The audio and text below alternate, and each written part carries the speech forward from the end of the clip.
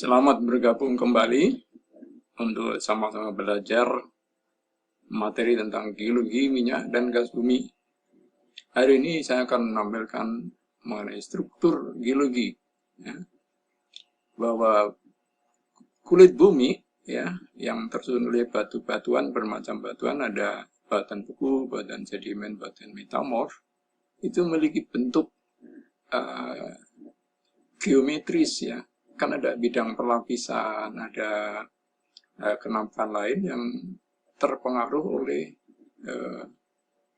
gaya-gaya yang terjadi di kulit bumi ini, sehingga bentuk geometrinya bisa memiliki karakter yang spesifik. Nah, itu semua dipelajari dalam struktur geologi. Nah, ini. Nah, secara umum struktur geologi adalah studi tentang bentuk geometri, ya, dan penyebaran atau distribusi gambaran 3 dimensi, ya, baik di permukaan atau di bawah permukaan, untuk memberi gambaran bagaimana bentuk lapisan-lapisan atau kenampakan batuan di bumi ini, ya, yang bisa dipengaruhi oleh dua gaya besar yang terjadi akibat tektonik dan kegiatan gunung apian misalkan, ya. Nah, analisa perlu dilakukan untuk menentukan kapan kenampakan struktur tersebut terbentuk. Jika sifat batuan dapat ditentukan, ahli geologi dapat menemukan apakah batuan-batuan tersebut memiliki genesa atau penyebab terbentuknya seperti apa. Itu harus dipelajari secara lebih khusus juga. Gitu. Nah, karena itu ada bukan hanya panjang, lebar, dan ketebalan dan sebagainya yang dilihat dalam geometri tadi, tapi juga ada dimensi keempat, yakni mengenai genesanya atau sejarah terbentuknya. Jadi ada waktu, dimensi keempat adalah waktunya. Nah, untuk lebih lengkapnya bisa dibuka di buku ini, Geologi Minyak dan Gas Bumi, khususnya di bab 5, yakni mengenai struktur geologi. Silakan buka buku ini untuk lebih melihat secara lebih dalam dibahas di situ. Nah, kembali ke ini ya, bahwa kulit bumi itu bisa memiliki deformasi karena kayak tektonik atau vulkanik tadi itu. Ya.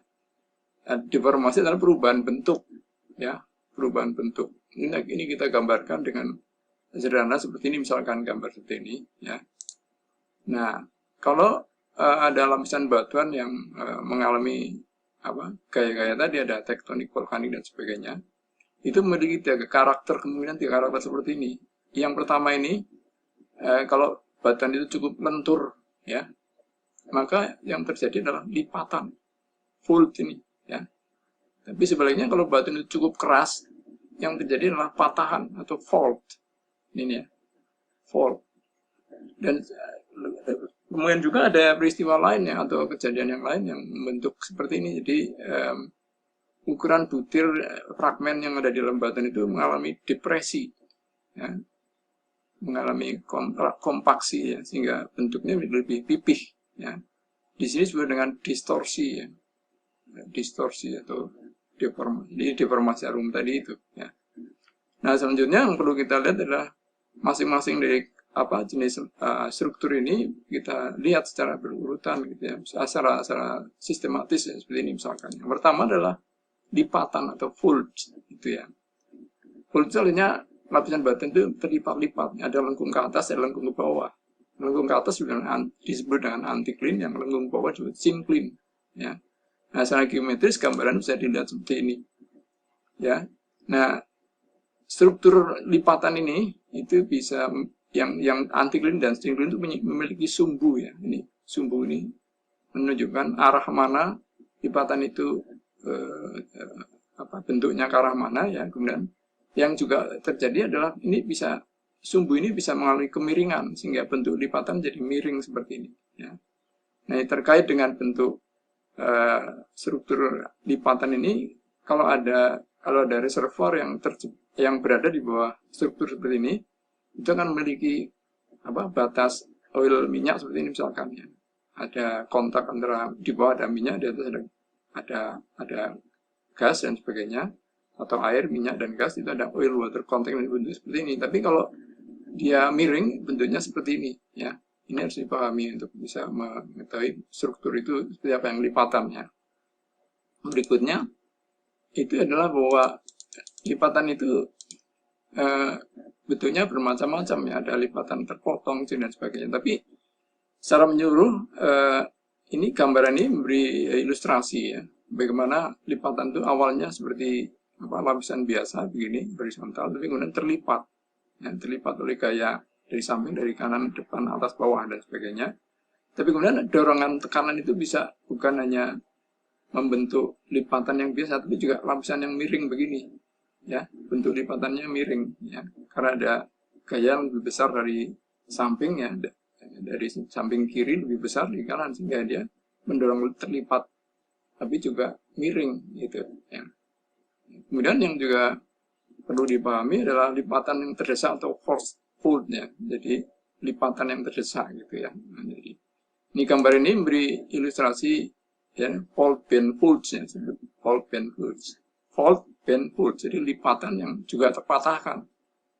Awalnya seperti ini biasa, ya. Kemudian ada gaya dari samping yang kemudian bukannya melipat, tapi juga mematahkan. Mematahkan ini. Jadi struktur ini sebenarnya kombinasi antara lipatan dan patahan, ya. Nanti akan kita bahas mengenai patahan juga. Nah, ini kemudian ada juga lipatan melengkung atau buckle folds, ya. Ada lipatan kecil, tapi kemudian dia berada di makronya. Bentuknya jadi seperti ini. Jadi aslinya ada lapisan tipis kecil di dalamnya sana, tapi kemudian yang besar ini terlipat, yang kecil juga terlipat di dalamnya. Jadi ada buckle fold, bahkan ada buckle multi layer folds, ya. Di dalamnya terlipat-lipat lagi, gitu, ya. Nah, ini untuk gambar saja untuk lipatan. Berikutnya yang adalah sesar atau patahan atau faults, ya. Ini tadi sudah saya bahas bahwa dia terbentuk akibat ada tektonik dan sebagainya, ya. Tapi intinya ini bisa dipelajari lebih dalam. Tapi yang penting ada 3 kelompok besar, ya, diklasifikasikan sebagai normal faults, ada thrust faults, dan ada strike slip faults. Ya, sesar normal, sesar naik, dan sesar geser jurus di bahasa Indonesia kan. Gambarannya seperti ini. Ini kalau kita melihat bidang lapisan bata normal seperti ini, tapi kemudian kena sesar, maka kita harus tahu jurus atau strike dan kemiringannya ini, sehingga kita tahu kemana-mana lipatan itu atau patahan itu terjadi, gitu. Ini yang normal, sesar normal, ini yang thrust fault, ini yang strike slip fault atau sesar geser jurus. Nah, yang penting juga adalah bahwa dengan patahan tadi itu berdampak pada urutan batuan yang ada di sana, ya, atau stratigrafinya. Ini gambar ini beri ilustrasi ini. Awalnya ini, ya, normal, tidak ada patahan, tapi kemudian terpatahkan. Ini juga terpatahkan. Tapi yang normal ini yang thrust fault atau sesar naik, ya. Nah, kalau kita lihat urutan ini di sini nih, ya, urutannya ini. Ini akan terlihat bahwa lapisan yang biru ini hilang, ya. Kalau ini ada sumur bor di sini, dia akan menampilkan stratigrafi atau urutan batuan yang berbeda dengan aslinya. Aslinya itu ada oranye, kuning, biru, hijau, tapi ini yang biru hilang, ya, karena ada sesar turun ini, ya. Sebaliknya ada sesar yang naik seperti ini, ada yang terulang akibatnya, biru ini terulang, yang kuning terulang juga, ya. Sehingga kalau kita mendapatkan well log, ya, log sumur, itu harus hati-hati untuk dalam melakukan analisa ini, well log ini. Apakah ada bidang sesar atau lipatan dan sebagainya, untuk bisa mengetahui struktur geologinya. Jadi dengan dasar struktur geologi kita bisa menjadi bekal untuk melakukan analisa ini, ya. Nah, ini juga sekedar untuk memberi gambaran macam-macam struktur lipatan, struktur patahan tadi, ya. Ini dasar yang tumbuh masih berkembang, ya, di subsurface sana bisa terjadi pergerakan lapisan batuan, dan ini juga, ya, ada step faults dan sebagainya, untuk beri gambarannya. Ini contoh lagi bagaimana kompleksitas ada lipatan dan patahan yang berada dalam satu kompleks daerah di situ, ya. Ini foto ini kelihatannya biasa saja, tapi setelah dianalisis kita akan bisa melihat kompleksitas ada batuan, ternyata ada lapisan batuan yang bukan hanya terlipat tapi juga terpatahkan begini, ya. Nah, ini juga, ya, ada disebut dengan sesar terbalik ya istilah itu, untuk memberi segera catatan untuk macam-macam jenis patahan ini ya. Di samping tadi ada sesar normal, sesar naik dan sebagainya ya.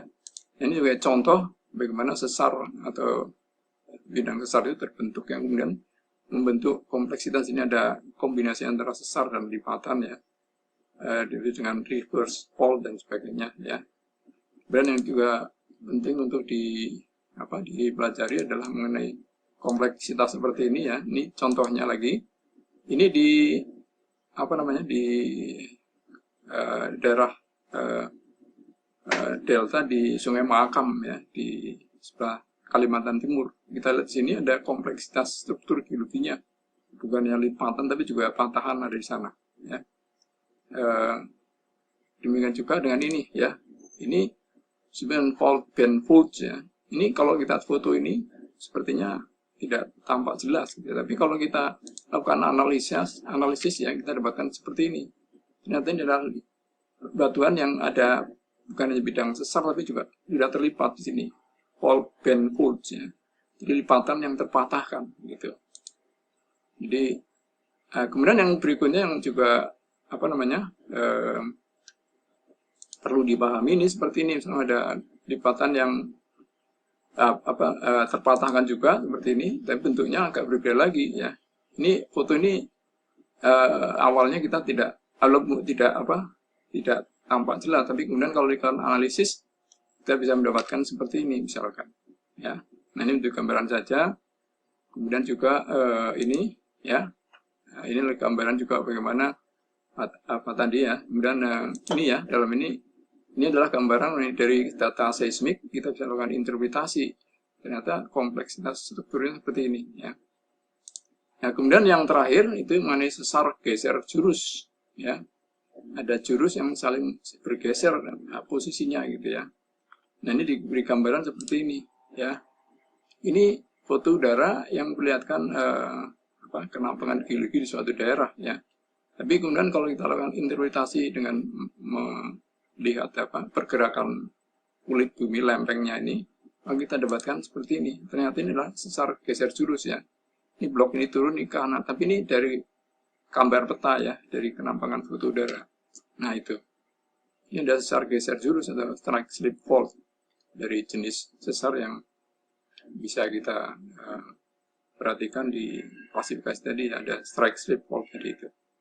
Saya kira itu sekedar memberi gambaran bagaimana struktur geologi perlu dipelajari untuk bisa mengetahui posisi ya, lapisan-lapisan batuan atau secara khusus batuan reservoir atau cap rocknya seperti apa, atau batuan sumber source rocknya di mana dan sebagainya, untuk bisa memahami secara lebih luas tentang petroleum sistem atau sistem perminyakan di suatu daerah.